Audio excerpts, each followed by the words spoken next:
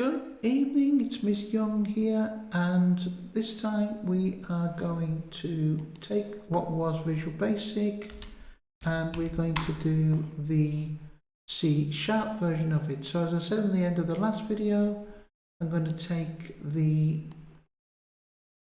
two. Well, I'm going to start with just the decimal to hex 1. As I said, the number 2 seems to be complete waste of time unless you're doing Cambridge GCSE. So I'm just going to put that here, and I'm going to then call dec to hex 1. And of course, what do we need to do? Well, this is a function, sorry, procedure. So it returns nothing. And what do we want to do? We want to copy all of this inside. You notice that we use curly braces instead of an end procedure or an end sub.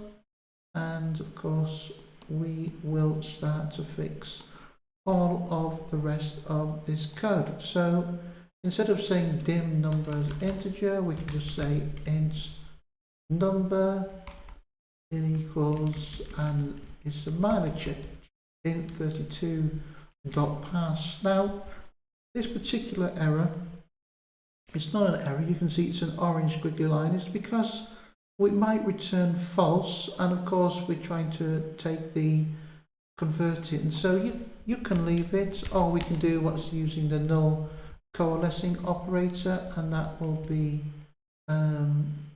just fine. And then while, and of course we need to do this in the while because there is no end while, and of course or, that's a slightly different. We use the or operator like this. And now why is this giving us an error? Well, of course we need our semicolon at the end, and it's not integer.parse, it's int 32. And of course, once again, we're missing a colon on the end, and again, this is not necessary, but that just coalesces it a null to a empty string if it happens to be null. So not much difference here in terms of our code. Again, we want to say an int and math.floor.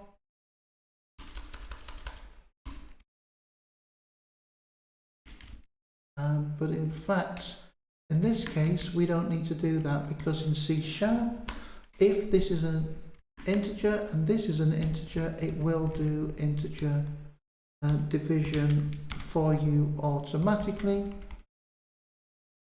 And as I said before, in C# we use the percentage sign like we use in Python.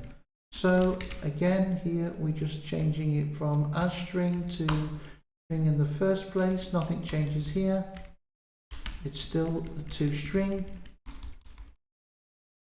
So all we've done is essentially changed it from dim something as string to just putting string at the beginning, and then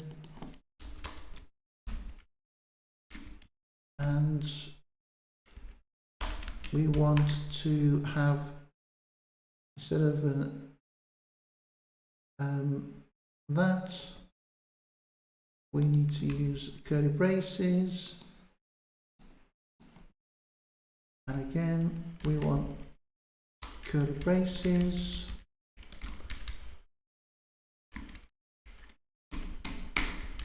and of course we don't need this end select, and we're going to say case of digit 1,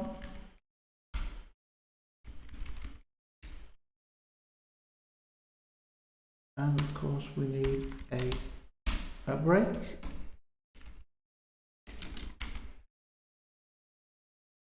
And a semicolon. Let's just add the semicolons. Whoops, just add the semicolons quickly right now and add the breaks.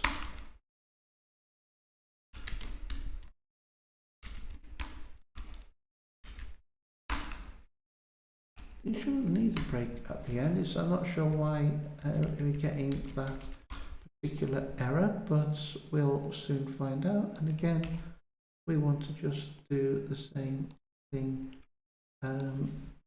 here. We just want to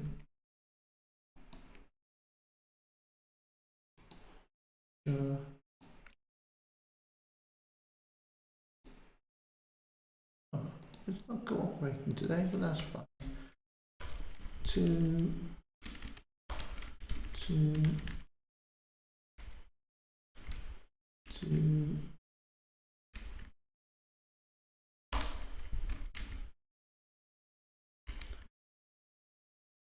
Oh, I don't know what's going on with my keyboard today. That's life. Okay, so we're getting error here and an error here, and we want a switch. And of course, just like in exam reference language, it is switch instead of case, or select case, and then with a bit of luck, we can write that here, and we can run decimal to hex 3.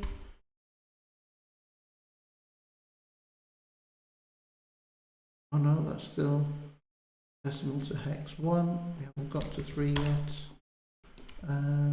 So let's try running that.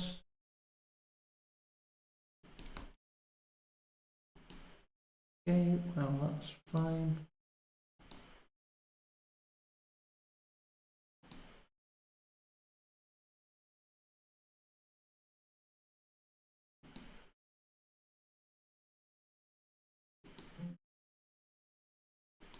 No, what is going wrong here? No problem.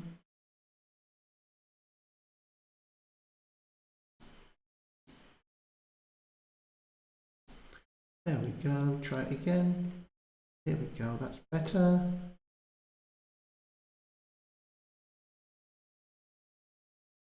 It's always fun trying to go through different programming languages and IDEs, and of course we can see we put in 255 and it is in fact 255, or FF. We try it again, we'll try good old 42, which should give us 2A, and it does. So we can see that this is working just fine.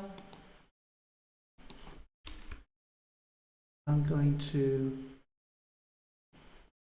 copy and paste this because we call that number 3, because this is all going to stay the same. Where it changes is going to be from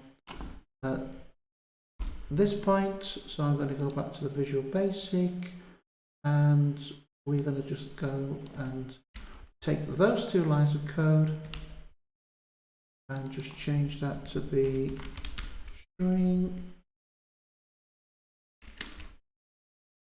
and string.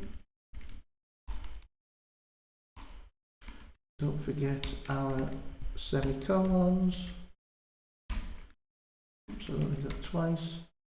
And hopefully now if I run decimal to hex 3, of course we haven't got the lookup table, so we'll take this line as well, and in Visual Basic it's string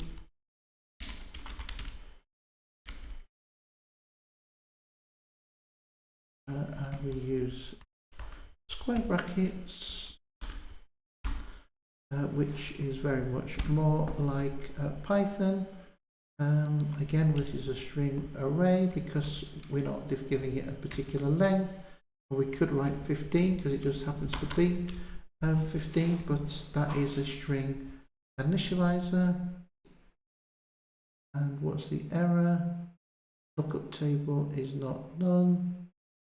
And of course that's because we are now back into a decent programming language that requires square brackets for that to work. So if we run this now,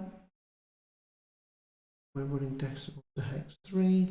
Let's put in our standard 255. We get that, and our standard 42.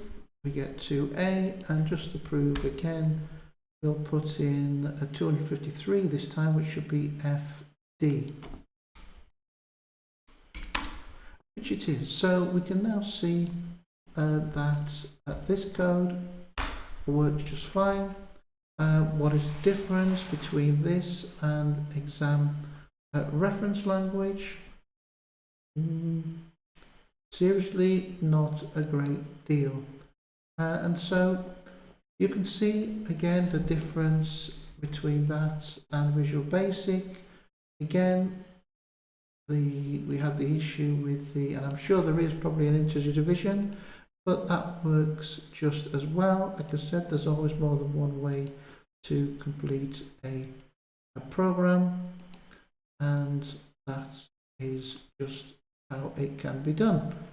So in this video, we've taken the Visual Basic code, which was taken from the exam reference language, and converted it to C#. So hopefully you can see how this code is written in another language. In the next video, we will take the C# code and convert that to Java, because again, once you have one, then you have one. It's very easy to convert between C# and Java. So I'm Miss Young. I hope that's been helpful, and I will speak to you later.